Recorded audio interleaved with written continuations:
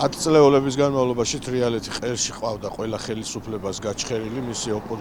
ობიექტური პოზიციებიდან გამომდინარე, იქიდან გამომდინარე, რომ თრიალეთი ყოველთვის აშუქებს მოქალაქეების პრობლემებს და რეალურად აშუქებს იმ საკითხებს, რომელიც ნამდვილად არის ამ ქალაქისთვის, ამ ქვეყნისთვის მნიშვნელოვანი. აქედან გამომდინარე, ყველა ხელისუფლების სამიზნე იყო, როდესაც იწყებოდა მედიის წინააღმდეგ ბრძოლა და მედიის გასაჩუმებლად ქმედებები, თუმცა დღევანდელმა ხელისუფლებამ თავისი მოქმედებებით ყველა წინამორბედს აჯობა იმით, რომ მათ პირდაპირ ესე ნაჯახისებური წესით გადაწყვიტეს მედიების გაჩუმება და გაუქმება და თრიალეთის შემთხვევაშიც ესე არის ინკასო,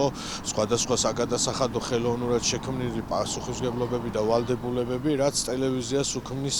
იმის საფრთხეს, რომ შესაძლოა გაჩერდეს და ამით მოხდება ის, რომ უბრალოდ აღარ იქნება რეგიონიდან მოქალაქეების ხმა გახმოვანებული და პრინციპში არაფერი არ არის გასაკვირი ქართული ოცნების ხელისუფლებისგან, რომელიც ყველაფერს აკეთებს, რომ ყველა მედია საშუალება, ყველა ობიექტური სამაუწყებლო კომპანია გააჩეროს და ჩვენ ვხედავთ, რომ ყოველდღიურად სხვადასხვა მედია საშუალებები ჩერდება, უქმდება, ითიშება და მოქალაქეები გარდა იმისა, რომ მასში დასაქმებული ჟურნალისტებისთვის პრობლემები იქნება, რომ უსამსახუროდ რჩებიან, რეალურად მთავარი პრობლემა მაინც არის ის, რომ დამოუკიდებელი მედიის არსებობა არის ქვეყნის დემოკრატიისთვის უმნიშვნელოვანესი